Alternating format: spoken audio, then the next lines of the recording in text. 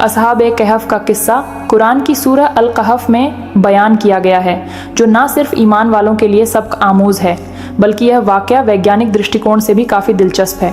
इस वाक़ये में अल्लाह ताला ने कुछ नौजवानों को एक गुफा में सैकड़ों साल तक सुलाए रखा, और जब वो जागे तो दुनिया पूरी तरह बदल चुकी थी। ये वाक़या नींद, मानव शरीर की सुरक्षा, चेतना और समय के मापदंडों से जुड़े कई वैज्ञानिक सवालों को जन्म देता है। असहाब ए कहफ कुछ ईमानदार नौजवान थे जो एक जालिम बादशाह के द्वार में अल्लाह की तौहीद यानी एकेश्वरवाद पर ईमान ले आए थे। जब बादशाह को उनके विश्वास का पता चला तो उसने उन पर जुल्म करना चाहा। तब ये नौजवान एक गुफा में जाकर छिप गए। अल्लाह ताला ने उन पर नींद तारी कर दी और वे 309 साल तक सोते रहे। जब वे जागे तो उन्हें लगा कि सिर्फ एक दिन या कुछ घंटे ही बीते हैं, लेकिन जब उन्होंने शहर का हाल जाना तो पता चला कि जिस द्वार से वे भागे थे वह ख़त्म हो चुका है और अब लोग खुदा पर ईमान रखते हैं। कुरान का बयान, और तुम उन्हें जागता हुआ समझते, हालांकि वे सोए हुए थे और हम उन्हें दाहिनी और बाईं करवट देते रहते थे। सूरह अल कहफ आयत 18। इस आयत से पता चलता है कि अल्लाह ताला ने उन्हें सुला देने के बावजूद उनकी जिस्मानी हिफाजत की ताकि उनका शरीर खराब ना हो और खून का दौरा यानी ब्लड सर्कुलेशन जारी रहे। अब आइए विज्ञान की नज़र से इस वाक़ये को देखें।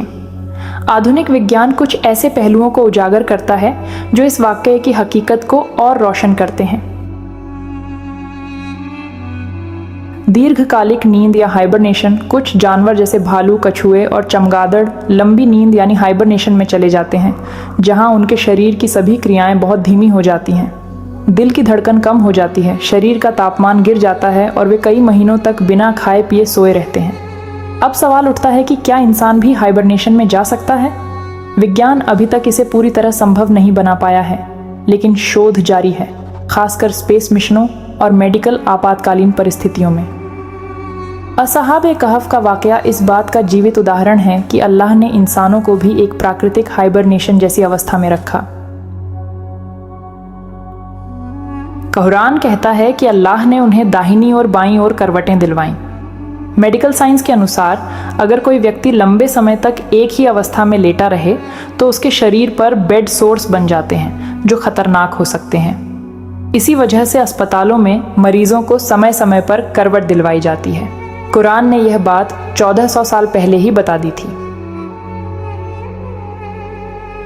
अल्लाह ताला ने फरमाया, और तुम देखोगे कि सूरज जब निकलता है तो उनकी गुफा को दाहिनी ओर छोड़ जाता है और जब ढलता है तो बाईं ओर कट जाता है।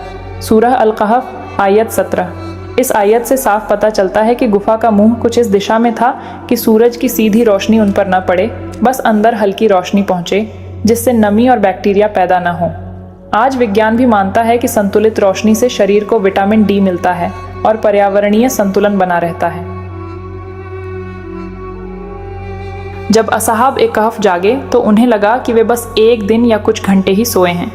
विज्ञान कहता है कि गहरी नींद या बेहोशी की स्थिति में मानव मस्तिष्क समय का अनुभव नहीं कर पाता, लेकिन अल्लाह ने न सिर्फ उनके शरीर को बल्कि उनके चेतन और अवचेतन मन को भी सुरक्षित रखा।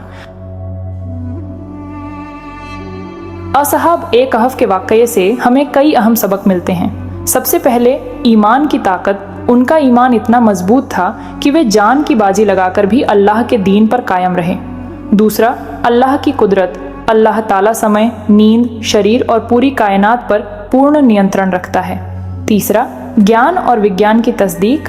कुरान में जो बातें 1400 साल पहले कही गई थीं, वे आज विज्ञान से साबित हो रही हैं। इससे कुरान की सच्चाई और बढ़ जाती है।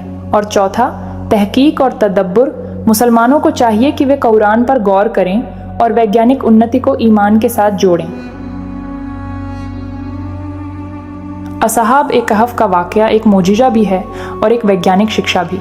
अल्लाह ने इस वाक़ये को कुरान में इसलिए बयान किया ताकि ईमान वाले जान लें कि अल्लाह हर चीज़ पर कादिर है और सच्चाई हमेशा विजयी होती है। यह वाक़या हमें सिखाता है कि जब इंसान अल्लाह पर तवक्कुल करता है तो अल्लाह उसे ऐसी हिफाजत और राहत देता है जहाँ ना समय उसका कुछ बिगाड़ सकता है, ना ही दुश्मन।